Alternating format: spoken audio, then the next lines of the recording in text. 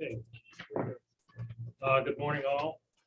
I'd like to call the Eagle County Facilities Committee to order. It's 10:50. We'll begin this morning's meeting.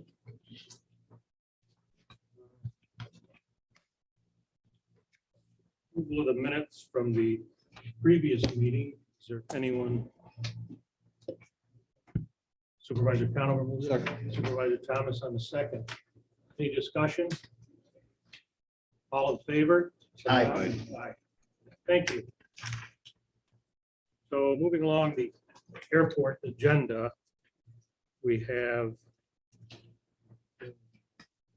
under action agenda, new business items, request miscellaneous extension of agreement, rationale, amendment, extension of the airport, real property lease agreement for jet hangar. Number 7 and number 8 with Skimmerhorn Aviation LLC. And I'll take that one. So when Rich Air came to us to propose doing his 5 hangars, that would, or I'm sorry, 4 hangars, that would be number 5, 6, 7, and 8. It was back in 2018. He received approval and a 40-year lease for those hangars. He was able to, before kind of the pandemic hit, build hangars 5 and 6 and get them rented out. He was unable to, I don't necessarily say unable to, but held off on building 7 and 8 because by the time they get the other 2 done, that was about the pandemic time. The lease was for 40 years. He hasn't even had a person in or a foundation done for those hangars. So what he would like to do is the 3 years that he hasn't gotten something in place, he'd like to extend the contract for another 3 years beyond it. None of the fees would change. The hangars are the same size as they were, so nothing else would change in the contract, just to extend it for 3 more years. I'll make that motion. Supervisor Stroud, the motion on the second. Supervisor Thomas. Any discussion, comments? None. All in favor, signify by saying aye. Aye. Any opposed? Thank you. Abstain. Supervisor McGowan on the extension.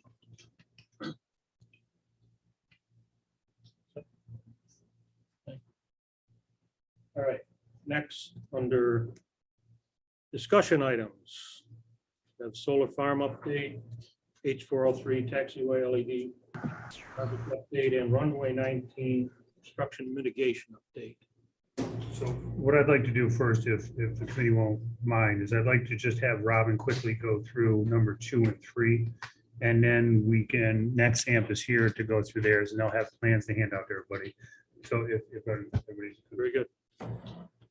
Sure. Number 2, capital project H403, the Taxiway LED project update. As we said, we had completed the majority of the project a few weeks ago, but we did discover some crushed conduits in the course of the construction of that project. Baseline King installed a workaround, a temporary workaround to get our taxiway lights working while we checked in with the FAA to see if we can get those crushed conduits repaired and funded by the FAA. So they've unofficially confirmed that it will be eligible for funding at 100%. So I'm just bringing the attention to you guys. I'll go through Mr. Hedges for the change order to be signed off to get those crushed conduits fixed moving forward.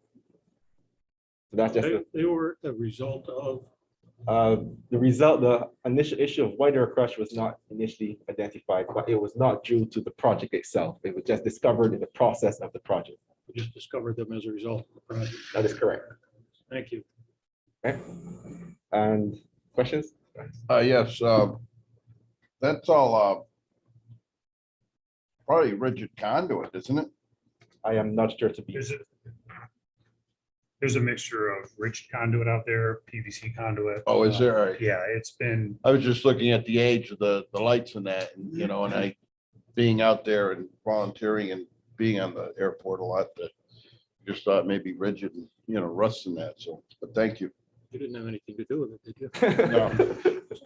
I have been up and down with my golf cart. I was a little overweight this year. Maybe it could have been a possibility, but I don't think so. All right. Thank you. Okay, next. Questions? Item 3, the runway 19 obstruction mitigation update. This was the tree trimming project that we were forced on. Thanks so much again to Supervisor McGowan for the assistance. We have confirmed that the heights of the trees that have been identified. We've confirmed that the FAA, they've accepted our survey project. We now move on to the second and the third phase, which we have a mitigation plan presented. It is my recommendation, it will be my recommendation that the easement agreement will not be necessary at this time. What we are looking to do is good community relations, work with those property owners, just to come back every year, every 2 years, just to remeasure the heights of the trees, and subsequently, if any trimming needs to be done, pursue it through that avenue, as opposed to having an easement agreement in place. That will be my recommendation to the FAA with your approval. So it's up to the county, the airport to come back and measure the tree, the height. every On a yearly or basis. on annual basis. Very good. Thank you. Thank you. I was gonna say, and now without further ado, I will turn it over to Nextamp. I'm not sure, Dallas, do you have a flash drive that you can share the screen as well? I will pass these out to.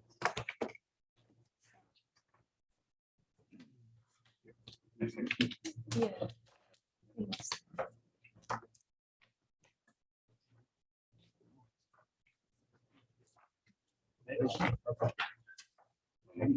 That's thick. That was a week ago.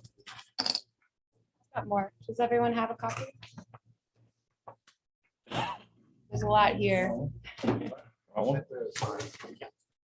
Thank you.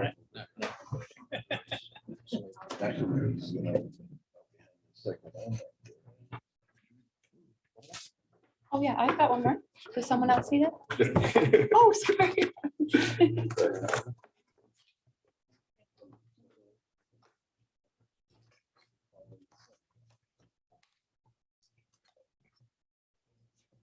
Recording? I would have thought. Makes it a little more formal, but I will.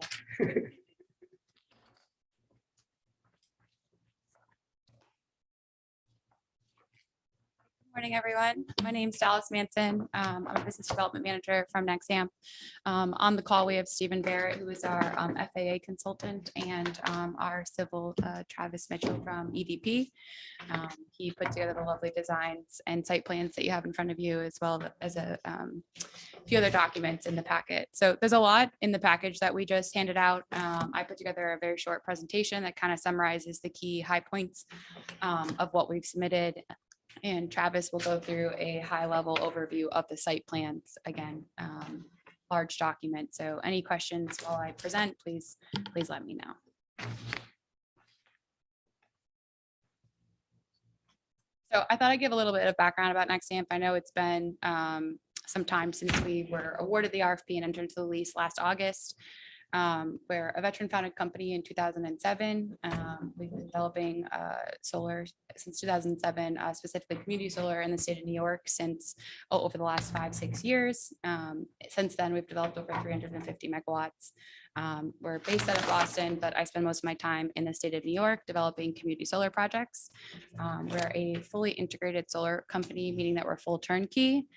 We develop, construct, and operate and maintain all of our facilities after they're built, and we fully subscribe our community solar facilities. What does that mean? That means that we don't go to an outside consultant to sell our energy. We have an in-house community solar team that sells the energy at a discounted rate to local residents within the utility of National Grid.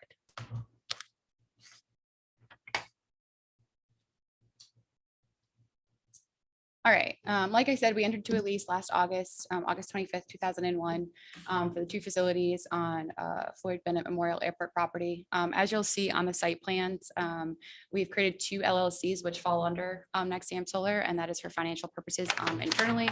It's still Nexamp Solar. We just create separate LLCs to keep track of the projects. You'll see Northern Gateway Renewables is the northern site. Southern Gateway Renewables is the southern site. So in our submission packets, I'll just run through the key items for each submission. The preliminary site plans, I'll let Travis run through the high level of those. We submitted a full glare analysis, which Stephen Barrett completed. No glare, no impact. That is inside your packet, the full analysis, how it was completed and the outcome. And that was submitted for our airspace study earlier this month. The reason why we didn't present last month was because we had DEC out on site to physically delineate the wetlands on the northern site. It changed our site plan slightly in the north. They did take jurisdiction over the wetlands on the northern parcel. So we had to make a few changes, update our glare study and submit for our airspace study. So thanks for letting us push that out so you guys have the final site plans. Decommissioning plan and operation maintenance plan. This was submitted in our RFP.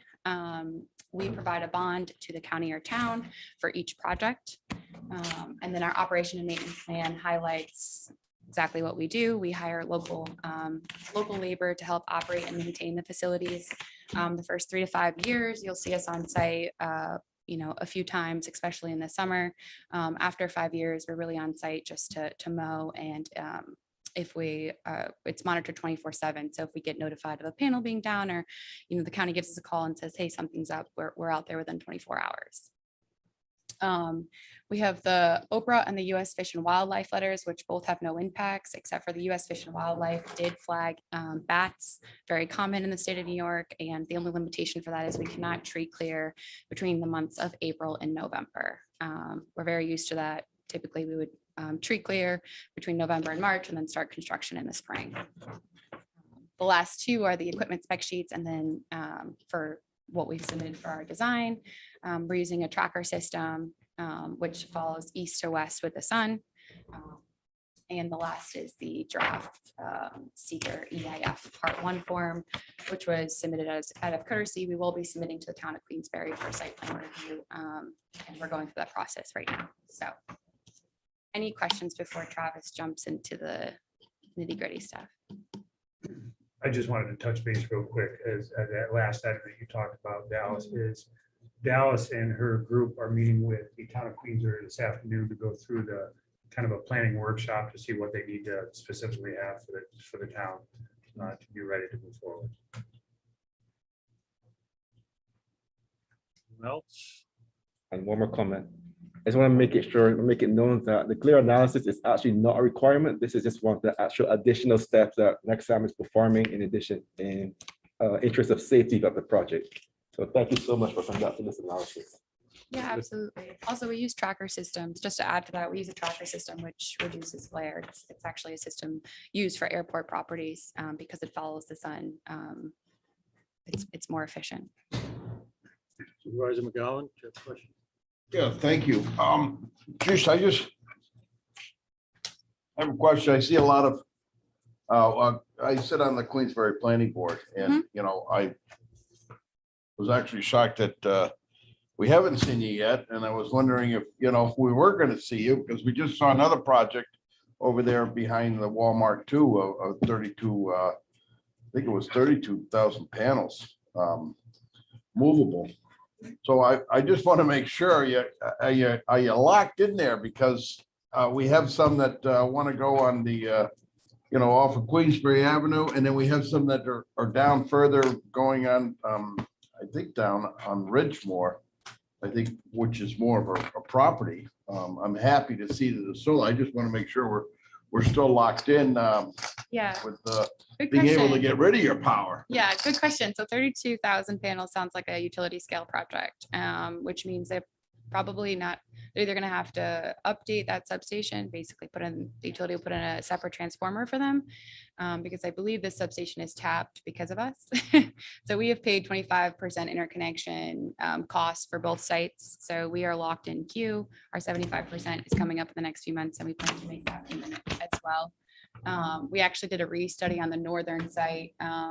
Another reason why we're a little bit behind on submission because National Grid came back at a $2.6 million interconnection cost for the northern site, which was way above what we anticipated. And so we made them change which where we were connecting, and it dropped the cost significantly and made the project viable again. So we're all set. We are locked into the queue for this substation. And I mean, as long as everything goes well moving forward, we are.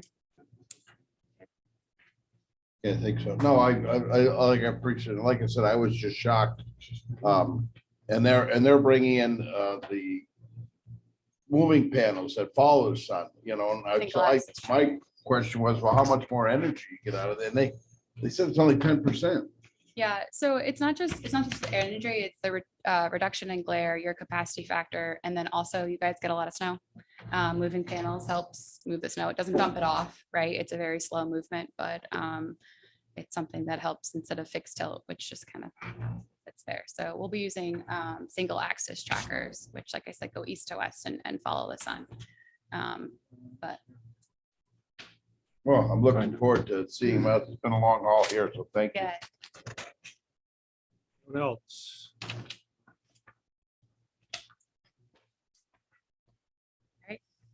Travis, go through. I'll just do a quick high level overview of these layouts. So Thank you for that. So I've taken what you have in black and white there in front of you, we just overlaid it on Google Earth to make it a little bit easier to talk about today. So you can see on the screen here that the two sites, the northern site and the southern site, obviously what you see there is the blue of the solar panels. Go to the next slide, we'll go to the northern site first. Me. Yep. Maybe. There it is. All right, so this is the northern site. This is about 5 megawatts AC. The fenced area, you can kind of see it in yellow here. It's about 31 acres. There's access into the site here. There's 3 central transformer locations there. You can see a little bit more detail there in your black and white plans, but they're scattered throughout the access road here. We come into the site, it's about 20 feet wide as we first come in, and then the roads, the gravel access roads drop down to 15 feet throughout the site. Tying into existing fencing where we can, where it makes sense, 8-foot high chain link fence around the perimeter. As Dallas mentioned, this design, what held us up a little bit here was just tweaking the design around some wetlands, the EC wetlands down in this area here. So we're now under the 1/10 of an acre of wetland disturbance that we'd like to be under for moving this forward for PCN permitting with DEC and Army Corps. I just want to add, we were able to adjust the design to make sure we still reach the original capacity that we submitted to the board.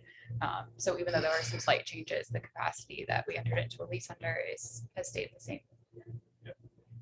Then we're jump down to the southern side, and I just included this overview just for some perspective from the tail end of the runway here to the panels is 3,000 feet. And then we've included, if you go to the next slide, or is it me? There you go, thanks. We've included an open area here, as we talked about with Robin and some of the aviation community, which is a 200-foot wide extension of that runway corridor, runway 119, through the panels. Access here is up Queensberry Avenue, over in here, down into the site. Again, some central electrical equipment that then feeds out to the grid on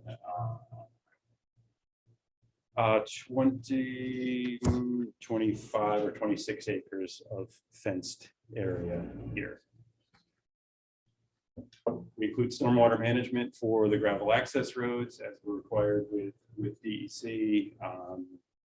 As Liza mentioned, we're in front, or sorry, Dallas mentioned, we're in front of the Queensberry planners today to go over their submission requirements, and hopefully we'll be in front of the planning board in June. Few additional comments. This site specifically has its own access road for first responders. Originally, there was some talk about tying into the current access road. We decided to separate because we'll have a lockbox or work with the local fire department so they have a code for access. And to elaborate on that, we provide, this is in our operation and maintenance overview, we provide training before construction and after construction for all available first responders, especially the fire department. Our operation and maintenance team is actually run by our founder. Army veteran. He runs a very tight ship. He puts on usually 2 to 4 sessions. Police officers are welcome to join, fire department, any type of first responder. And they'll have a separate access road and access to the gated facility. And as Travis spoke to, there is a current fence, security fence that we're gonna have to remove. And then we'll keep what we can and then tie into it to our facility. So the fence is gonna be wider than the current fence that is on site. And that's because we needed to surround our entire facility, but the parcel will still be completely fenced in. Any questions? Supervisor Dickens? How many panels are actually in it? So, Yeah, the southern one has, 12,610 modules. And the northern one has 12,428 modules. what's the highest? The height, about 19 to 20 feet at its full tilt. It'll range between 13 to 20 feet, depending on the position of the sun. So the tilt. Mhm. Yeah. But they don't follow the sun. No, they do follow the sun, They do follow the sun through the day. east to Where west. do you tap into 9 hours? Pointer won't work on that screen, but we tie into the existing overhead line. Like this very out. Well, Go ahead, go ahead, sheep like that. The FAA lets us, maybe not. No, I'm just kidding. I don't think so on this site and a lot of No our other sites. animals inside the airport, you know that. I mean, it looked cute to me, but That's true. I have a question. Supervisor Hogan, Thank you. Are you putting any special plantings in around when you restore the site? as of right now, I don't think we have screening in There's place. no particular plantings in terms of screening. There'll be of course, it'll be revegetated, anything that's disturbed during construction, if that's what you mean. Just revegetated with grass seed? That's correct. It's typically a wildflower mix, but yes. It's a native wildflower mix? correct. Yes. Yep. Great, thank you. And I notice you're gonna have to have a variance from the town of Queensbury for the height restriction. Do you anticipate any problems with that? That's something that we're going to talk with Queensbury about. So their solar law gives the Queensbury Planning Board the ability to waive that height restriction. So it may not be, hopefully it's not a formal variance, but just an exception by the planning board.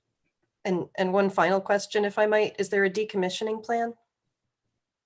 Yes, ma'am, that was submitted in our package. We'll issue a bond either with the county or the town, details to be figured out for each project. Okay, thank you. Brendan Hagos. I just wanted to say Supervisor Hogan, you're not here today, so the packet that they hand out, I'll make sure you get a copy of it. Thank you. Okay, Supervisor Brown.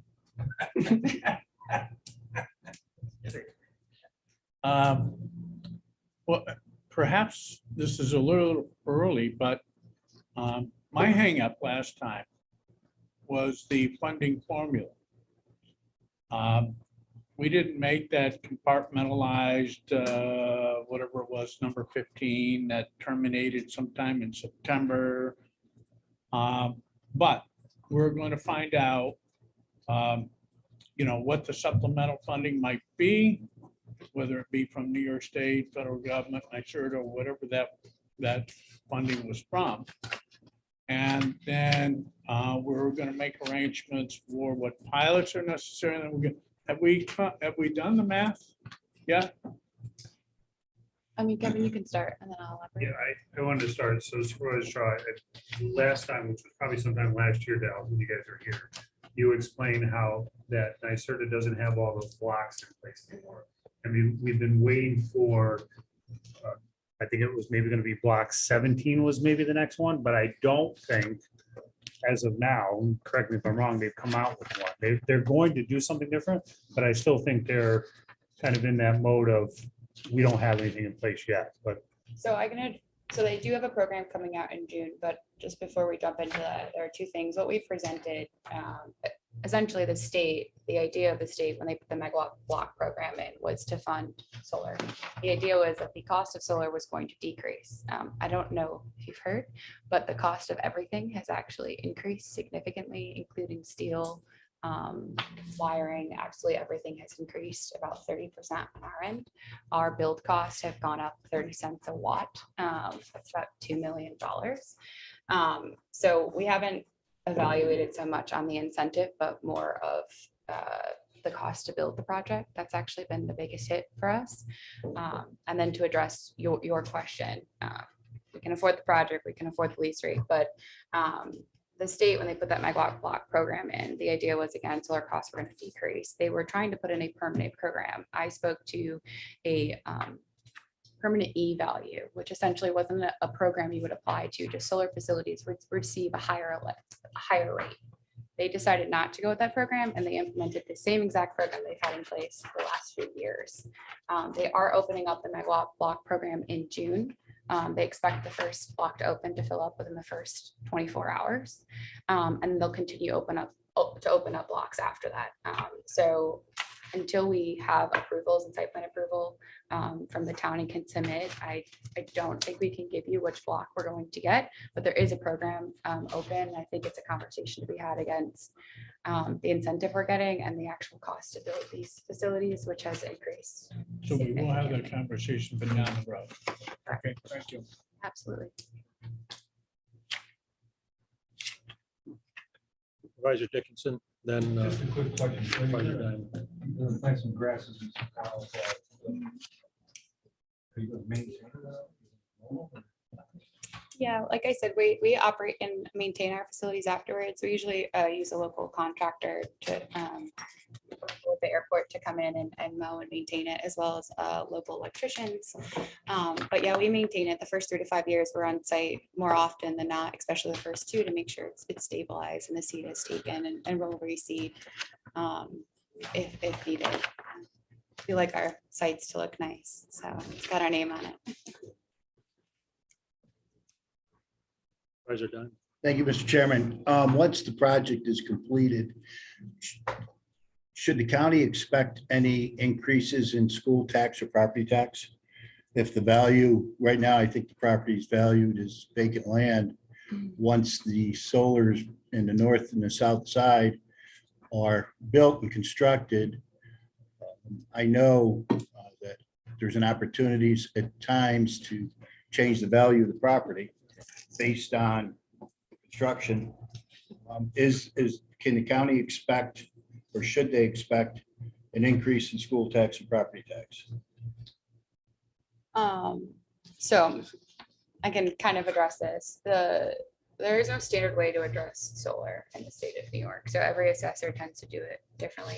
I think it's a little bit more complicated too, because it is an airport property. So it's a little bit more involved. I believe the FAA actually has to do a full evaluation. So I don't really have an answer for you on whether it's going to go up or down.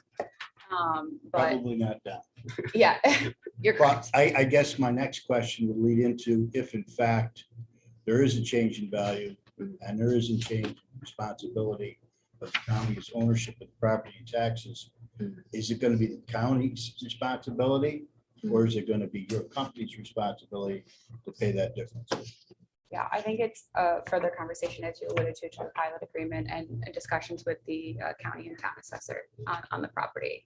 But I'd like to, but in the contract, does the contract spell out who's going to be responsible for those increases costs? Go ahead, Kevin. Supervisor Diamond, and I'm not 100% positive, but I will check after this meeting. As Cal said, she doesn't know either. But first of all, I don't think we pay property tax on county property because we own it. School tax, I believe we do. Now, Supervisor Stroud can probably talk about whether or not the school would do that. And I'm drawing a blank on the name of the program that they would opt out. Is that I'm thinking of number the- 401 or? The pilot agreement, they haven't opted out. So we would enter into a pilot agreement with the school and with the town and county presumably. But I was going to say that Have you had that discussion with them? no, we haven't. We typically don't have that discussion until after 25% is made. We've submitted our final design plans because they can change significantly.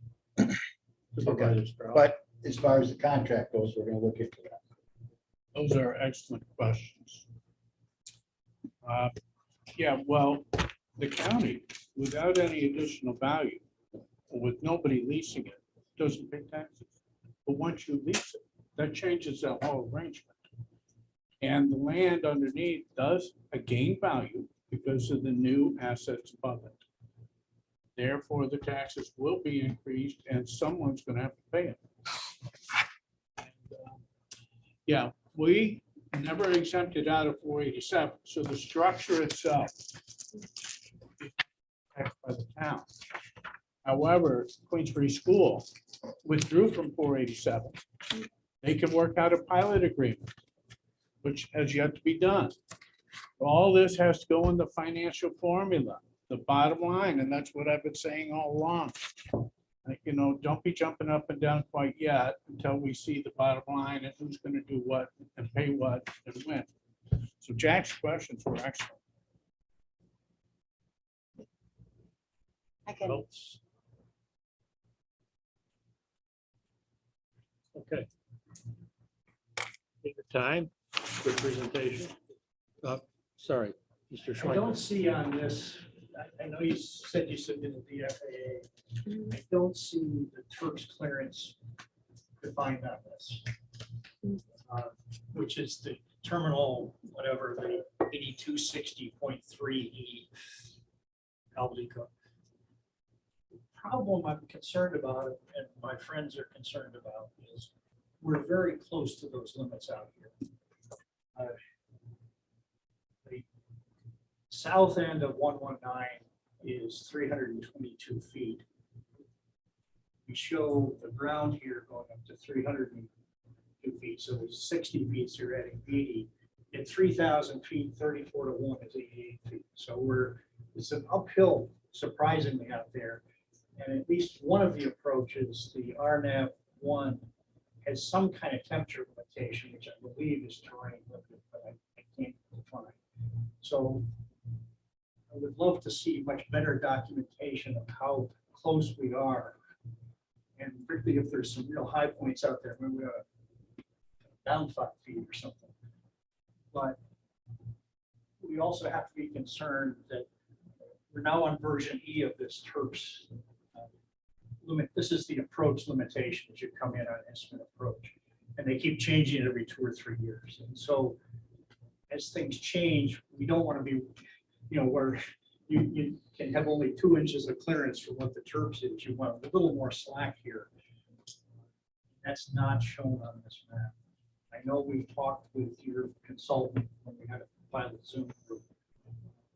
That remains a big concern. We don't do something that interferes with the approaches to the terminal. Steve, did you hear that by chance? We've had that talk, Steve, but we don't have Yes. a diagram of how close we are. From a pilot perspective, many of it was dealt with the FAA for decades. And our concern is the FAA will say, okay, this is okay. And then 2 years come back and say, whoops, we screwed it up. And then it's your fault, not theirs. And they also changed the criteria, just as I said, they've changed. We're now in version E of this criteria. And who knows what version F will be as approaches change and all that. So I'm just concerned that we don't have it real close to the cutoff.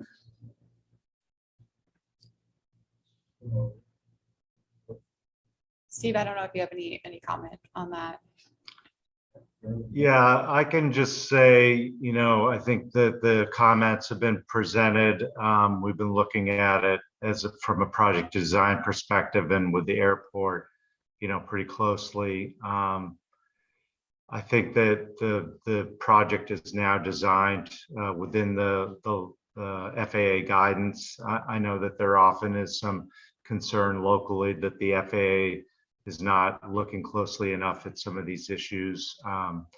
But there have been over 100 of these facilities built at airports. And any issues for operations that have come up have been addressed either through this detailed planning process or with any necessary refinements or adjustments.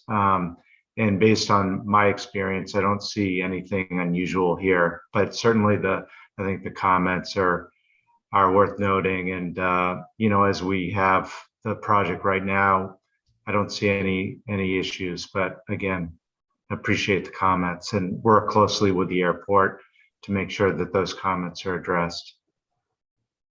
Just a quick comment. Leaving this up to the FAA to sort it out is a little bit questionable. Down at Poughkeepsie, they recently approved a new building, and then after the building is built, realized that it interferes with the view from the control tower to the end of the runway. So, Then, Wow. Yeah. That's a tad bit of an oversight. okay. Mr. Mapp, I'll add my 2 cents. So the FAA has an obstruction evaluation group. So it's individuals who are dedicated specifically for analyzing these types of issues. As I mentioned at the last meeting, it's all part of the process. It will be in constant contact once the documentation is submitted before our FAA assigned engineer, as well as the planner and the environmentalist, and follow up on any potential issues that the FAA may raise. Are they a perfect organization? Maybe not, but they're still the gold standard of safety globally. This is speaking for someone with international airport experience. So I do give credit to them. I understand that experiences may be mixed, but they are still a very good source of safety related information. So we go through the process and identify any issues and resolve them as necessary. okay, so suffice to say, we'll monitor this question, correct? I think I'll just add, we don't want to build a facility and then be told we have to take it down. It's a very expensive facility to build and Yeah. take down. Well, So, then part of the negotiation then is if the FAA come back and say it needs to take it down, who's responsible for taking it down? yeah. Okay. Anything else regarding this? My only question, I had a question. What's the life expectancy of the panels? The life of the project. If a panel does go down, will be, it's monitored 24/7. It would notify us and we would replace the panel. But the life of the project, So- for this lease, at least for 25 years. All right, and then, as you said earlier, you have a plan, if in fact you had to terminate this and decommission the solar farm, then that's on you. Yeah, we're responsible for putting a bond in place. That's, let's say, for whatever reason, XAM couldn't complete its obligations, you guys could pull from the bond. That's an agreement that we would work through. We do that with all our towns or organizations. So if we weren't able to complete it, or if it needed to be decommissioned, it would be XAM's responsibility. That language is in the lease that says that we are responsible for the decommissioning. And then again, if I think it's, don't quote me, I think it's 6 months of let's say we've abandoned the facility, you guys could tap into that bond. It may be 12 months. I just don't have the contract in front of me. Thank you. Supervisor McGowan. Just want to remind you, Mr. Chairman, that it will be coming to Queensbury and we'll cover it, okay? But I know there is a decommission bond that we have in there, so we'll see you guys soon. Very good. Thank you very much. Thank you, Joe. Thank you, Joe. Yeah, Thank you. What else do we have here? thank you very much. Thank you. We're down to referrals, pending items. Hang on, Mr. Knapp. Oh, all right. You're okay. You're, Superintendent Hajos will take the rest of it. Rich Air, go ahead. So Rich Air is proposing those T hangers up on the hill like we discussed, free bay T hanger. Similar to ours, but a little bit bigger. They have completed their design. They have submitted it to the APA, I'm sorry, not the APA, Army Corps, and they're just waiting to have the meeting in the field with the Army Corps. And once we get through that meeting, then we can probably come back and do a lease agreement and move forward with Rich Air, allowing them to build those hangars. Very good. Thank you. Um, Do we have any questions from the public? Mr. Lehman? Hi, Chairman Bruno. No, there's no comment on YouTube. Thank you very much. We'll move along to buildings and grounds. Oh, there it is. You know, All he right. kind of blends in with the chairs, doesn't he? Okay, Look for the shininess. buildings and grounds. We have under action agenda, new business items, a request, a notice of intent to fill position, cleaner number 8, and this is due to resignation. Yes, cleaner number 8 has resigned to accept another position within the county, so I'm looking to notice of intent to fill that position. So, need a motion Second. by Supervisor Thomas, seconded by Supervisor McGowan. Any discussion? Supervisor McGowan. Yeah, thank you, Mr. Chairman. I thought we left this open so we could just keep getting applications because it seems to be on, well, it was on every month for a while, and then we went every other month. It seemed like we had a good spell here for, We were at a good spell for about 4 months, and since then, times have changed and people have moved on. all right, and in the exit interviews, if there is anything, I think there's just no shows anymore, but as we're talking in with the negotiations, which is gonna be, it's been the hot topic for the last 3 days. Well, before then, but really hot the last 3 days, the pay increases, so would pay help? Yes, very much so. Okay, thank you. Yes, Superintendent Hadros. So I will go back to this, and again, I don't want to sound like a broken record. I know that negotiations, or possibly reallocations are going on. This individual left for a different job in the county where they're making a little more money. I'm still losing, I can talk, we're gonna talk about DPW. I'm down 11 guys in the highway right now, just in highway alone, which makes it very difficult, at least in the winter months, to be able to plow roads. So I'm gonna start looking for town of Queensbury to be able to start plowing roads because I don't have enough staff to do it. And we can't get the staff in the door. There's too many other, jobs that they can tap into that they're making more money than what they could make here at the county. Supervisor Stroud. Yeah, so $29,735, it's just it's about $15 an hour. They'll make more at Walmart or one of the fast food places than they would here, where they take on a lot more responsibility. Amen. We had the same discussion yesterday. There's obviously a problem we've known about for a while as far as retention. Or to the point, the attractiveness or lack thereof of positions with the county as it relates to rate of pay scale. Something that Board of Supervisors as a whole will be looking at. And at some point, something has to be done. It's not possible to efficiently operate under these circumstances. Yes. Yep, and just to give you an idea, I still have, this will make the second cleaner position that's available, and I have had one application since we added the one last month that was available. And that person has yet to return my phone calls for an interview, so. Okay. We're done with that one. Before we get into the next. Yeah. Okay. Any other discussion? Ready for the vote? All in favor, say aye. Aye. Opposed? Thank you.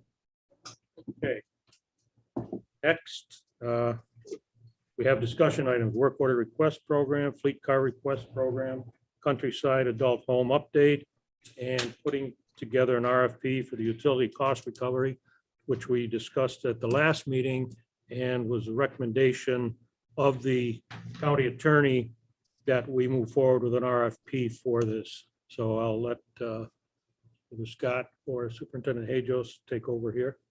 I'll handle the first couple. The work order request program, as well as the fleet car, they are working very well currently. Knock on wood, we haven't had any hiccups for it. We've been producing the work orders and getting them done very, very quickly. The fleet car request program has pretty much doubled in the amount of people that are taking cars out right this moment, to a point where every day, every one of my cars are gone and signed out. And sometimes they're coming back and I'm giving it to the next person in line. So people are starting to get out more and more, even with the situation of the world out there. So just to give you that. And the countryside adult home update, we're still at the 60% plans. We're going over it within my group, as well as some of the engineers up north, and we're going over what we're doing for it, what we can do to move that forward. So we're at 60% design, and anticipated completion of that is when? I believe the schedule is somewhere around July, August, September timeframe. They're probably a little bit more than 60%. They met with the facility director last Tuesday or Wednesday to kind of go through some finalizing the flooring, Right. carpet, paint, the final detailed items that they include in the spec. So they're working through it. The estimate hasn't changed much, but I'm fearful that when we finally get it in, it's going to exceed where we originally had budgeted money for. We had it last meeting, I think we pegged this at around 4 million. A little over 4. So who knows? Was that kind of a soft punch you just gave us? So, excuse me. So once that's complete, when does this go to bid?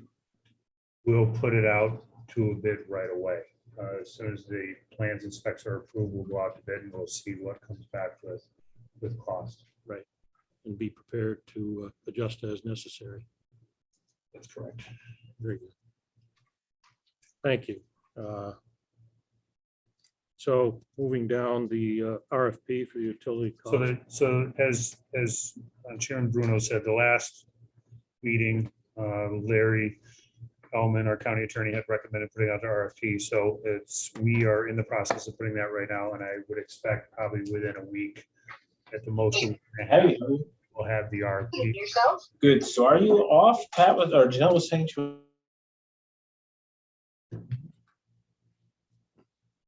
I'm sorry.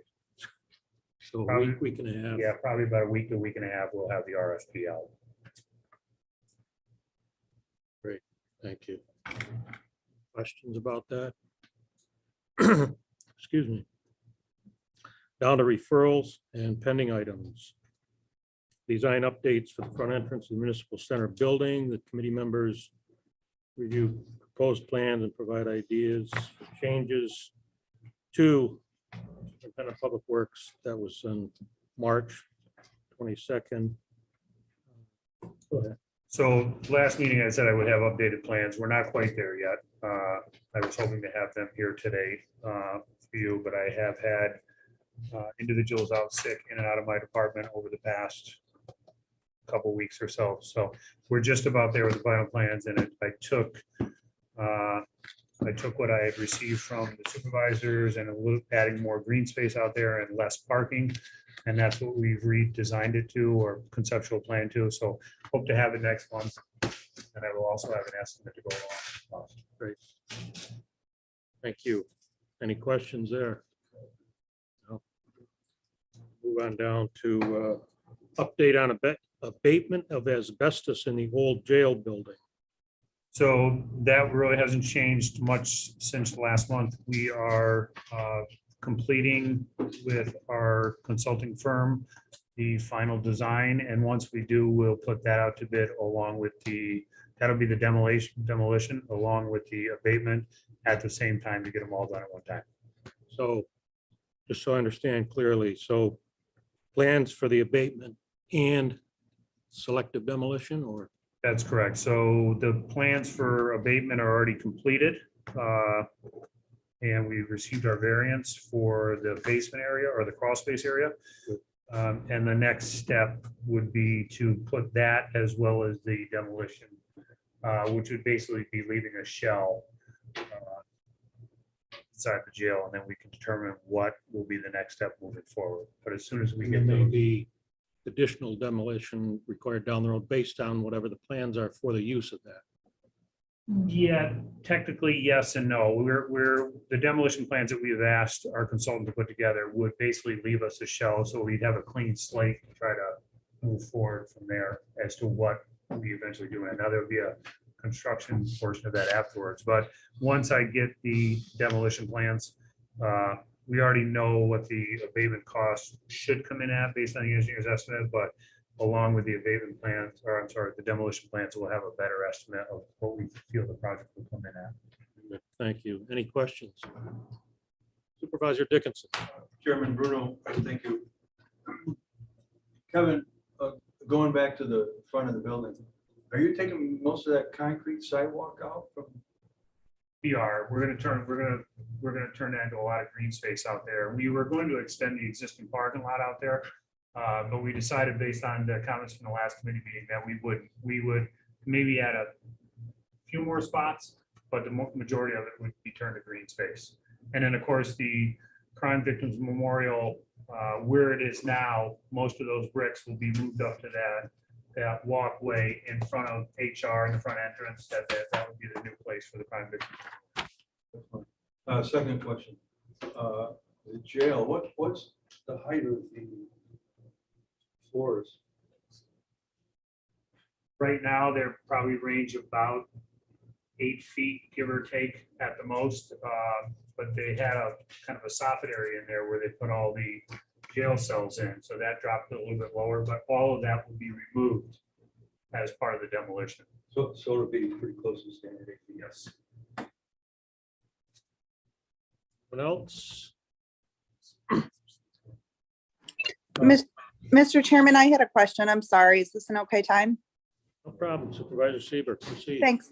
On that note, and I'm sorry my video isn't on, but Kevin, hey, Jose, I didn't hear where there was a consensus to move the crime victim walkway. And I bring this up only because I think we started talking about a temporary location, but it works so well. I worry that if we move the walkway to in front of HR, it's a private place right now for families to come and remember their loved ones, for friends to stop and to raise awareness. I fear just a little bit that if we move it to that location, they're almost in a fishbowl in front of the entire county building. And I think privacy and respect for that might be more important than moving it and trying to find a different location. I would just ask this committee to consider leaving the walkway where it is. I think that you all have done an amazing job between the benches and the flowers, and I'm sure there's little tweaks we could still make to it, but I would have concerns over moving it. I'm not sure it's necessary. I think we talked about having some other memorials out there. I know there were discussions about paying tribute to particular judges or to talk about other types of awareness and memorials out there, but is there a way to consider leaving the bricks where they are? So Supervisor Caesar, I can answer that question. Yes, we can leave the bricks where they are. This was shown in the last conceptual plan that I had brought through committee when we received comments, and I hadn't received any comments regarding the brick walkway where we were proposing to move it to.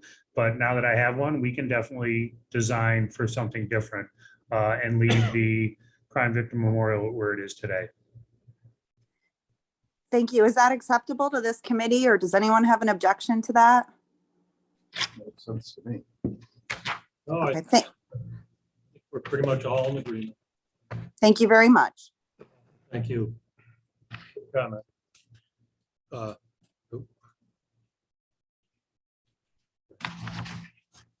Gal, did you have a comment?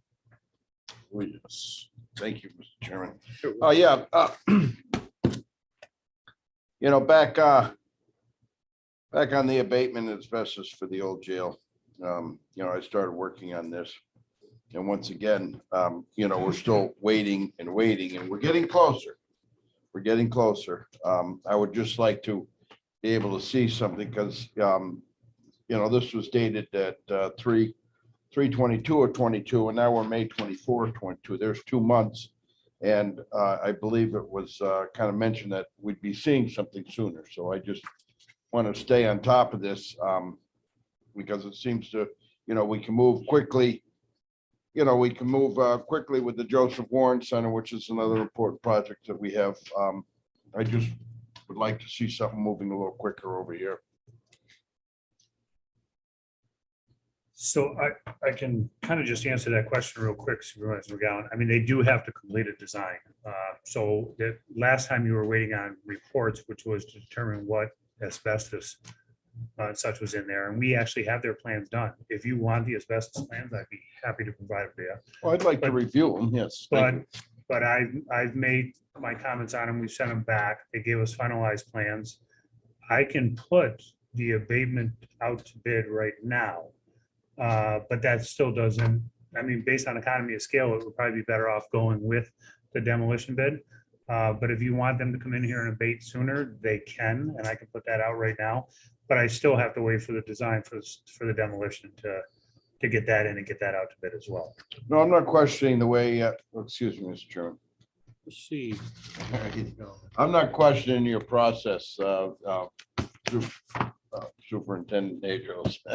What I'm saying is my frustration level is, it's always one thing more, one thing more. I agree with doing it both at the same time and when you're doing it, but I would like to be able to at least see and read the report, compare it to the last report that we had to get a comparison on what was added on and this and that.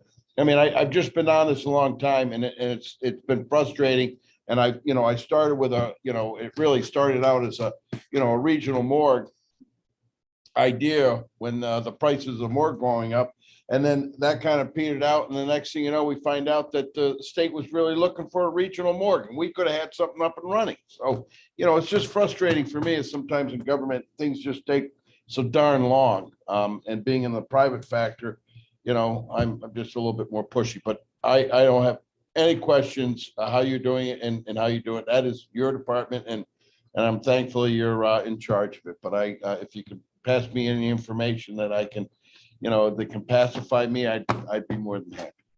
Just jump in. The concept of regional morgue has not gone away. It may be, as you say, slowed down somewhat, but as far as I'm concerned, it's still a viable consideration. Now, based on the desires of the committee and the board as a whole, maybe we go a different direction, but that is still a consideration. Good. I just wanted to let Supervisor McGowan know this afternoon, I will have the abatement plans as well as the updated report to you. Thank you very much. Supervisor Stroud and Supervisor Conover. Well, to back up Brad, Connie Getter, one of the county's coroners, said that this region, not just Warren County, but the whole region is in need of a forensic as well as coroner facility. And she said, you will see a good return on your investment.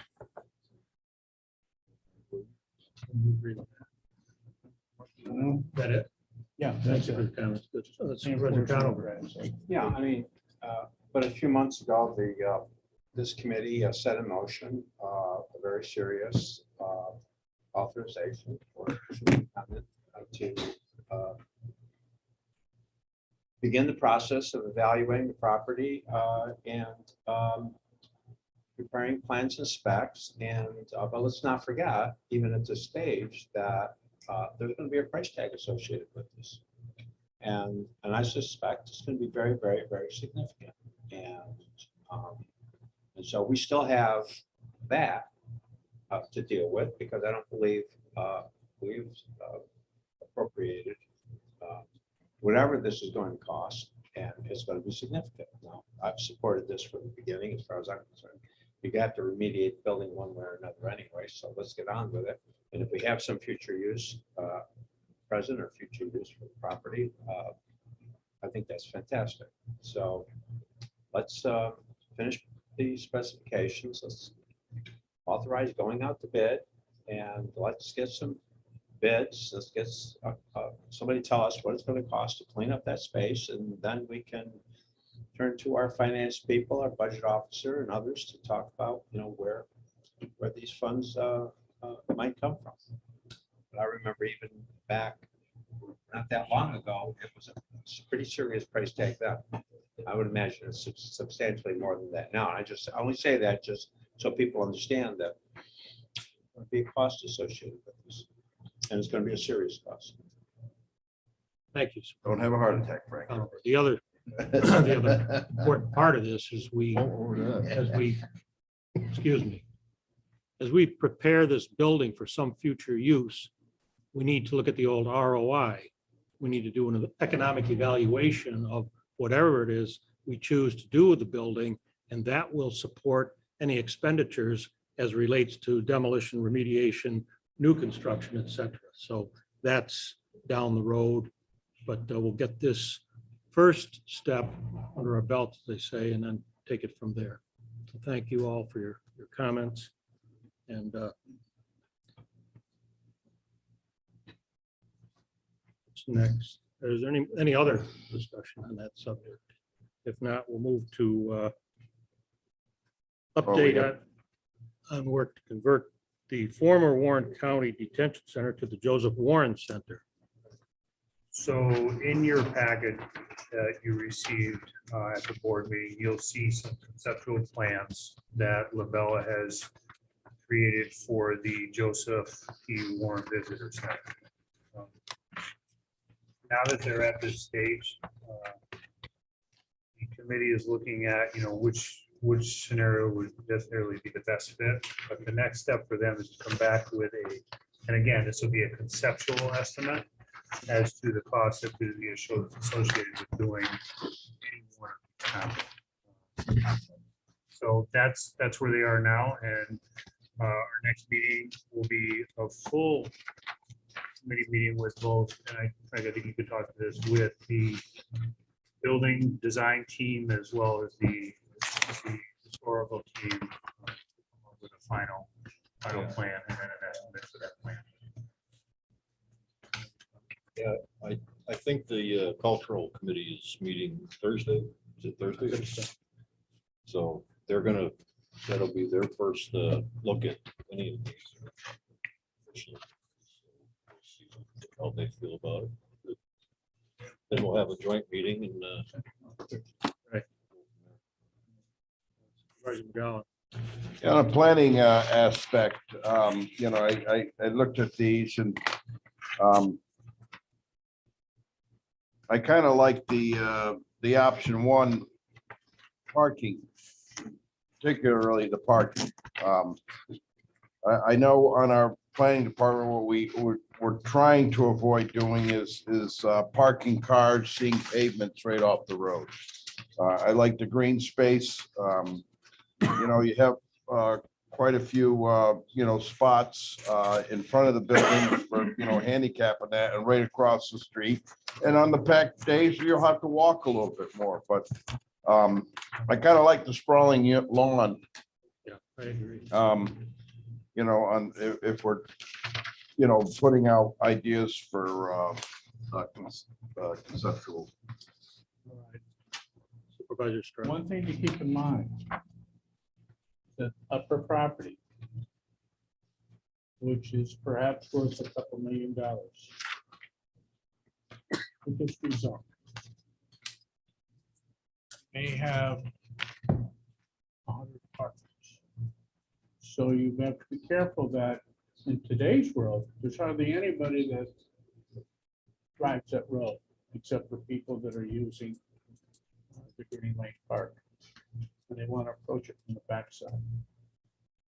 But when that gets developed, you're going to have more traffic on that road, and I get uncomfortable with people having the traffic cross the road to get to where their destination is. So just one thing to think about. Good point. That's where we're putting our planning board world together. Good thinking. Good point. Thank you. We're gonna put apartments up there. The old site? Yeah. Really? County? All right, any other comments? All right, we're gonna move along here. Thank you, Scott.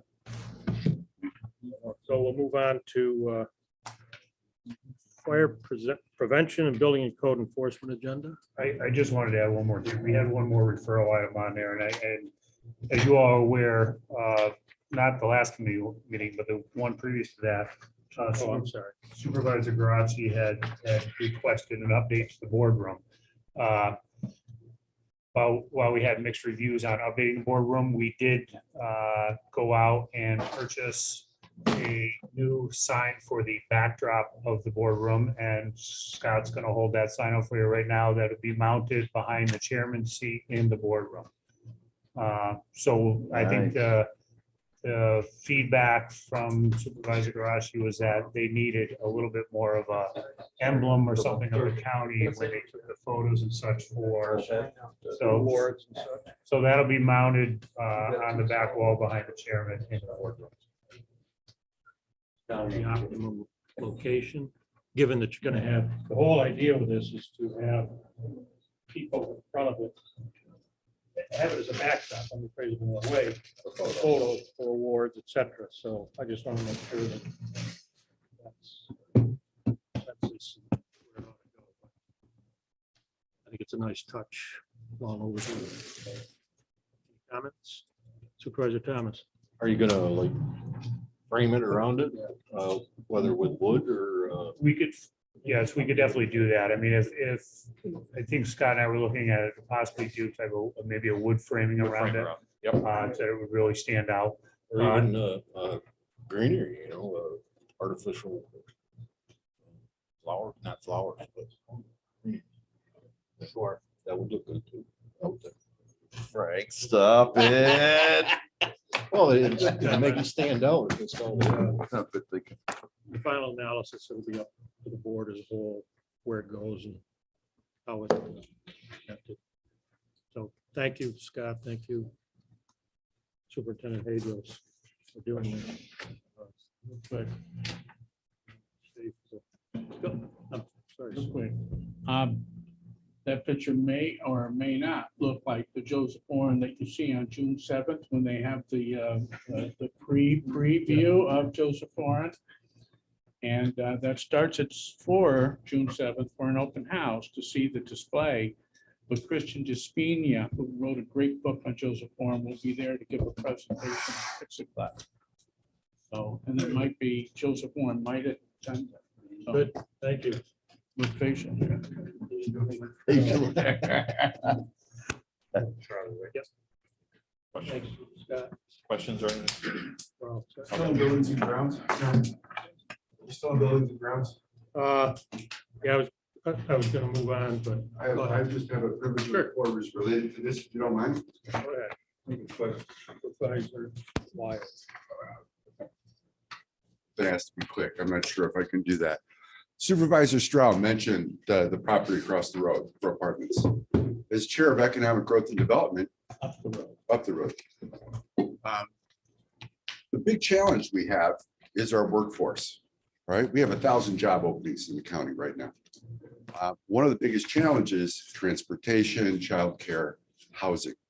What I'd like to propose is this committee look at the available land that the county owns and see what might be appropriate for workforce housing.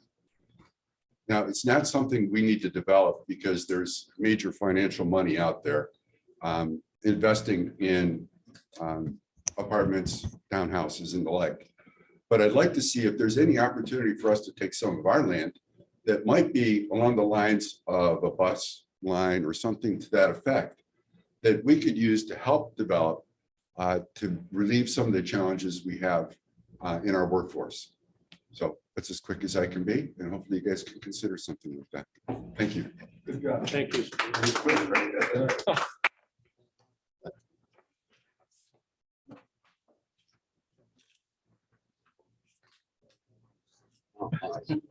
Okay, we're gonna move along to excuse me,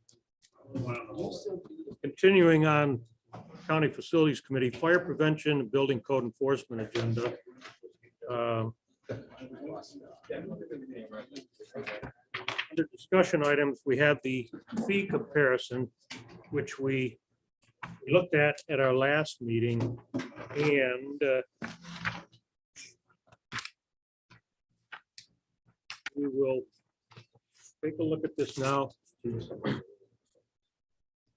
I have reviewed this. I reviewed this with Supervisor Conover and Mr. Wallace, Building and Code Enforcement Officer. And we have some recommendations. I don't know if you all have this fee structure in front of you.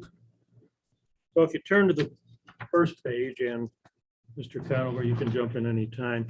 The first page for the fee comparison, we have new 1 and 2 family dwellings. You look at Warren County's rate. It is recommendation at this point, and this is subject to the approval of the committee, that we change that to be the same as Washington County, which is 20 cents a square foot, $150 minimum. Moving down, additions and alterations to 1 and 2 family dwellings, change the 15 cents per square foot to 20 cents a square foot and maintain the $50 minimum. Moving down to residential garages, pole barns, and sheds, the change that to Washington County. Washington County's 20 cents a square foot and $100 minimum. Certificate of occupancy fee, I believe that will be unchanged. Next page, multiple dwellings, townhomes, hotel, motels, etc. Change that to be the same as Washington County, 25 cents a square foot minimum, $300, or I'm sorry, 25 cents a square foot, the minimum $300. Multiple dwellings off alterations, 25 cents per square foot, minimum $100. New commercial, 30 cents a square foot, minimum $200. Moving to the next sheet. Commercial alterations and additions. Change that to 25 cents per square foot, minimum $100. Building permit amendment fee unchanged. Manufactured home, $50 without foundation, $100 with foundation. That's unchanged. No, that's It's $100, either or. $100. Charles says sit on the stall of with foundation. No. Oh, okay, so just change that to $100 period. Thank you. The demolition permit, $100 residential, $200 commercial. Permit renewal will remain unchanged. Fee for building without a permit, I believe that would be unchanged. Last sheet, only change on that would be septic would change from $50 to $75. Before we get into discussion here, I'd like Mr. Wallace to just chime in. What, as we had discussed earlier outside the committee, these fees provide you with what percentage, if you will, of your cost, I guess that's how you put it. They were just a little under half, so we were gonna need to offset all of the expenses. It was gonna have to raise 116%. So I think that, you know, maybe with these changes, without really looking at numbers in great depth, I think we were looking at somewhere around maybe 55 or 60%. Yeah. 60%. Now, bear in mind, these fees, this fee schedule has not changed in roughly a decade. And again, we're going to open this up to discussion, but my thought was and is that based on what Mr. Wallace just said, I don't think it's advisable. I wouldn't want to make that leap of changing things 115%, whatever it is. My personal belief is that we do this incrementally and look at it annually. Because again, it hadn't been adjusted in maybe a decade.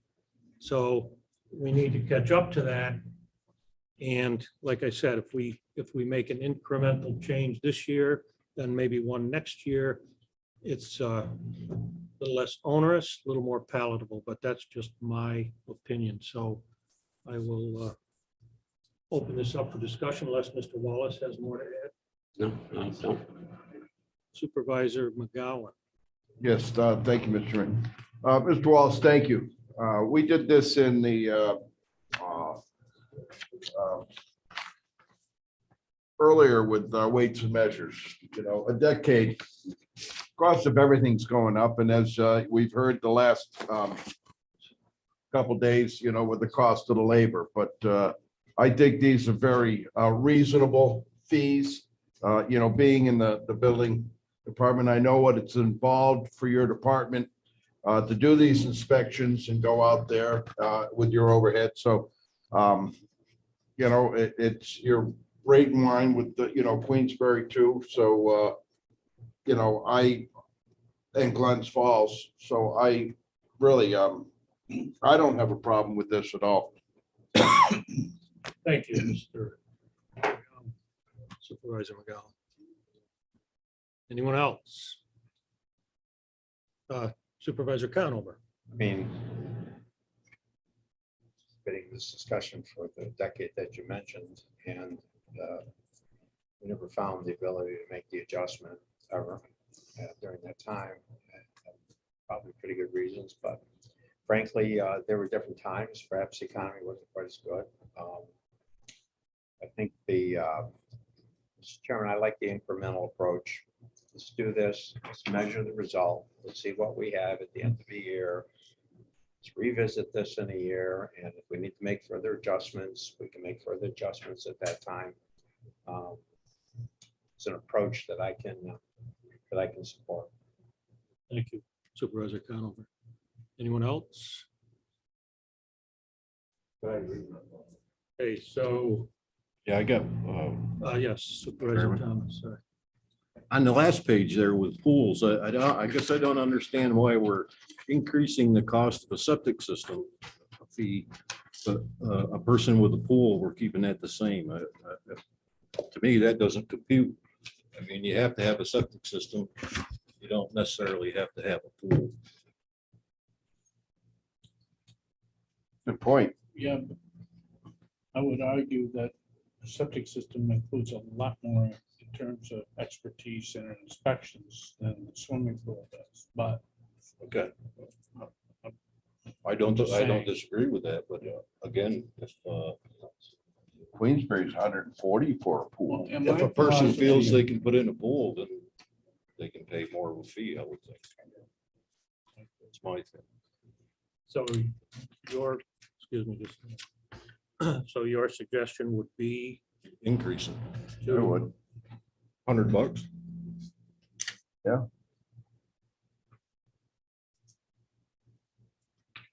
Okay. Yeah. So be it. Supervisor McGowan.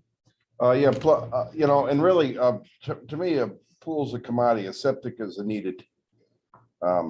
Not that I want to punish anybody that wants to put in a pool, but I happen to, one of my neighbors was putting in a pool and he threw out the cost and I just about fell over at $42,000. I put in a pool back in the 90s. Danny Sprague, when he retired, he said, I just happened to come across your file. Well, I put that pool in for $9,600. And now $42,000 now, a few years later, but that's I don't have a problem with raising up. I agree with Frank, with on that one. Okay, any other discussion? Okay, so.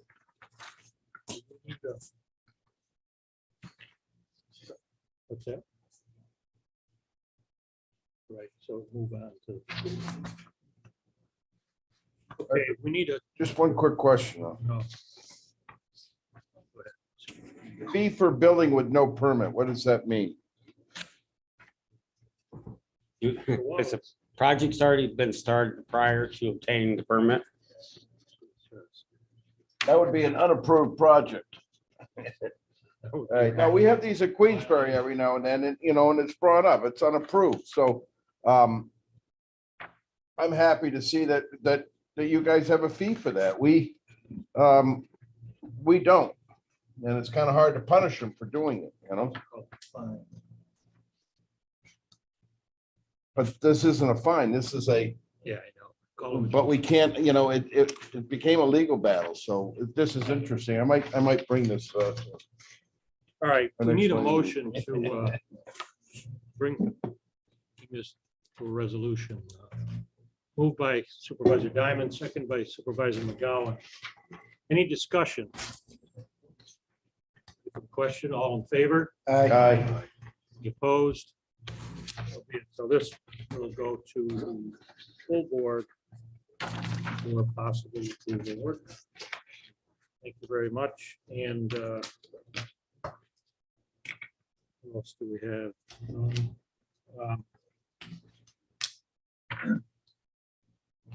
Any public comments, Mr. Lehman? I didn't ask that the last time. Hi, Chairman Bruno. No, there's nothing on YouTube as of now. Okay, that being the case, I'll make a motion to adjourn. Supervisor Strauss, second by Supervisor McGowan, all in favor? Aye. Very good. Thank you all. Good job.